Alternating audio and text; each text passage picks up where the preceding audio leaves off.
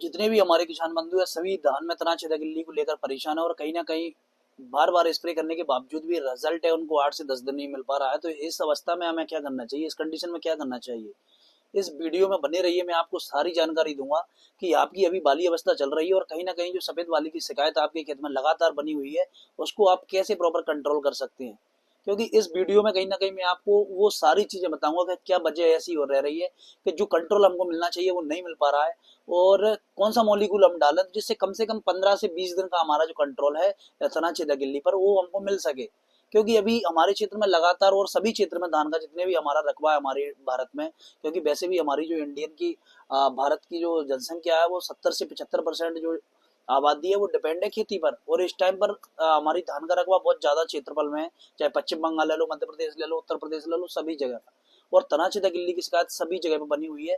तो इस वीडियो में आपको बताता हूँ कि कौन सा मॉलिक्यूल है जो अभी आपको प्रॉपर रिजल्ट मिल सकेगा और क्या वजह रह रही है जिससे आपको कहीं ना कहीं जो आप मॉलिक्यूल डाल रहे हैं उसका रिजल्ट नहीं मिल पा रहा है। अभी हम मार्केट में देख रहे हैं कि जो सीपीटीआर आता है, चाहे वो कोराजन वाला टेक्निकल हो, चाहे आप कवर हो धानुका की या फिर निचिनो कंपनी की आरसी हो, क्योंकि मार्केट में जितना भी जो सीपीटीआर बोलते हैं तो क्लोरेंट्रानिलिप्रोल माने कोराजन वाला जो टेक्निकल है वो सारे सीपीटीआर के अंतर्गत हम बोलते हैं इसको।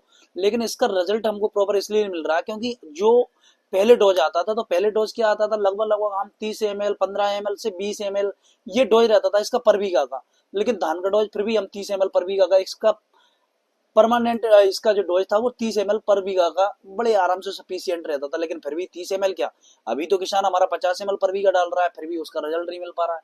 अब ऐसी कंडीशन क्यों बन चुकी है, क्योंकि हमारे क्षेत्र में लगातार कोराजन वाला टेक्निकल ग्रेनुअल में भी उसी को जमीन में डाल रहे हैं, चाहे फटीरा वगैरह हो, और स्प्रे में भी उसी को ले रहे हैं। तो कहीं ना कहीं हमारे क्षेत्र में लगातार रेसिस्टेंसी बनी हुई है। तो सबसे पहले तो किसान वीरों, अगर हमने स्टार्टिंग अवस्था में कोराजन वाला टेक्निकल डाल चुके हैं तो सेकंड स्टेज पर बिल्कुल भी उसको नहीं ले जाए, क्योंकि आपको 100% पर रिजल्ट दब के मिलने वाला है। तो वही कंडीशन फिर से बनी हुई है आपके लिए, क्योंकि हमने बराबर एक बार मॉलिक्यूल स्प्रे में भी डाल चुके हैं कोराजन वाला और फिर से उसको फिर से रिपीट कर रहे हैं उसी मॉलिक्यूल को। तो वो तो 100% आपको रिजल्ट नहीं मिलना। अब बात करते हैं इसमें तो क्या कैसे कंट्रोल किया जा सके, क्योंकि बहुत से लोगों ने मोटर डाला है और बहुत से लोगों ने फास्ट गोल्ड डाला है, बहुत से लोगों ने और भी तमाम मॉलिक्यूल लैम्डा प्लस साल्ट्रोथिन नीमामेक्टिन सभी लोग डाल चुके हैं, लेकिन कहीं ना कहीं रिजल्ट हमको नहीं मिल पा रहा है। तो मेरे किसान वीरों, सबसे पहले तो मैं यही बात कहूंगा कि मौसम का बदलाव है सबसे पहले, क्योंकि मौसम में लगातार बदलाव की वजह से बादल बने हुए हैं, दिन का टेम्परेचर है वो ज्यादा जा रहा है, रात का टेम्परेचर लो जा रहा है। तो इस कंडीशन में सबसे पहले हमको ध्यान रखना है कि कौन सा मॉलिक्यूल है जो पहले यूज नहीं हुआ है और हमारे जिसका टाइमिंग है वो लंबा है। जैसे मान के चलो फ्लुएंडामाइड जो बायर कंपनी का फेम आता है, और टाटा टाकुमी का टेक्निकल आता है फ्लुएंडामाइड 20%। वैसे ही निचिनो का एक प्रोडक्ट मेरे पास भी है जो कटाना के नाम से आता है, कटाना। इसमें क्या है कि फ्लुएंडामाइड 20% डब्ल्यूजी फॉर्म में है। अगर आप इसको यूज कर, इसका डोज क्या, कंपनी तो 30 ग्राम पर बीघा का बोल रही है, लेकिन मैंने इसका जो रिजल्ट चेक किया है वह 50 ग्राम पर बीघा अगर आप इसको डलवाते हो तो 100% ये कार्यकर है। और बहुत से किसान क्या कर रहे हैं कि दवाइयों वालों ने भी एक वेर को धंधा सा बना रखा है। ये अकेला मॉलिक्यूल है जिसको आपको पत्ता लपेट इल्ली के लिए भी आपको अलग से डालने की जरूरत नहीं है, चाहे डंकी की शिकायत हो तब भी उसको डालने की जरूरत नहीं है। ये बिल्कुल तेला पे भी काम कर रहा है, ऊपर वाला जो मच्छर टाइप का आता है उस पर भी हल्का सा इसका रिजल्ट दिखता है। लेकिन प्रॉपर जो रिजल्ट है इसका वो प्रॉपर रिजल्ट तना छेदक इल्ली और पत्ता लपेट इल्ली के लिए ही बना हुआ है। क्योंकि इसके जो जब प्रॉपर ये तना छेदक इल्ली या स्टेम बोरर के लिए बना हुआ है, फिर हम क्यों ऐसी गलती कर रहे हैं कि अलग अलग मॉलिक्यूल हम बार बार सीपीटीआर सस्ते के चक्कर में डाल रहे हैं। इसको आप डालोगे तो इसका रिजल्ट लगभग लगभग आपको 20 दिन तक बड़े आराम से मिलने वाला है।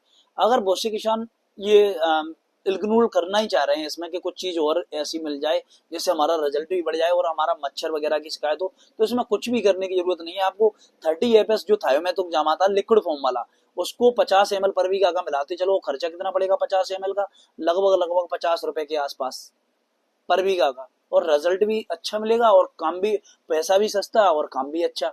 तो ये चीज आप इंक्लूड करो। लेकिन हमेशा याद रखना जो भी स्प्रे आप लोग कर रहे हो उसमें जो हमारा सिलिकॉन बेस का गोंद आता है, चाहे वो ट्रॉपिकल का टैंक मास्टर वो आता है, धानुका का बेडशीट आता है, और बिलवुड का विलिकॉन आता है सिलिकॉन के नाम से, सिलिकॉन बेस पे आता है वो। लेकिन रिजल्ट है उनके, सिलिकॉन जब हम डालते हैं तो कहीं ना कहीं ये फैलाने का काम करता है, प्रॉपर हमको रिजल्ट भी मिलता है। और इसके बावजूद भी अगर किसानों को कोई भी जानकारी हमसे जानना होती है तो आप मैसेज बॉक्स में पूछ सकते हैं। वीडियो अच्छे लगे तो लाइक करें, सब्सक्राइब करें और सपोर्ट करें। और कोई भी रेट पूछना हो या फिर कोई मार्केट में वॉल्यूम ऊपर जा रहा है, मार्केट में जो रेट वाइज है किसानों को ज्यादा बताई जा रही है, एक बार मैसेज बॉक्स में आप पूछ सकते हैं। मैं लगभग लगभग, और जो आपका जो डोज पड़ता है ये लगभग 330 रुपए के आसपास बीघे का खर्चा है इसका, लेकिन रिजल्ट है, रिजल्ट वास्तव में इसका बहुत अच्छा है। थैंक यू भैया।